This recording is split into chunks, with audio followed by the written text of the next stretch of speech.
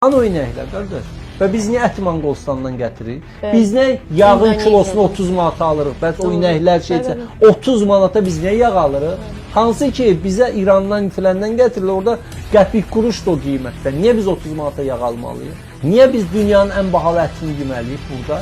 Və sami statistikada deyir ki, iri buynuzlu və xırda buynuzlu heyvanların sayı azalıb Azərbaycanda. Niyə azalıb bə? Hani bə damazlıq gətiririk, filan gətiririk. Nə oldu bə? Və sosial yardımla insanlara pay veririk. Nə oldu? Yarı ölü heyvanlar var yazıq idi. dedi ki, inəklər yıxılıb ölülər, basıb gözünü çıxardılar ki, sən nə danışsan hə? Məşğulluq İdarəsinə müraciət eləmişdim, sağ olsunlar. Müraciətimizə baxıldı, baş heyvan veriblər. Yazıq az qala dedi ki, üzrdən bağışlayın. Yəni Bunların hamısı faktdır. Bunların hamısı bizim həyatımızın Təəssüf. içərisindədir. Görüntülərdə də var. Heç kəs bunu inkar inək yıxılıb ölü dəyağı sürüşdü.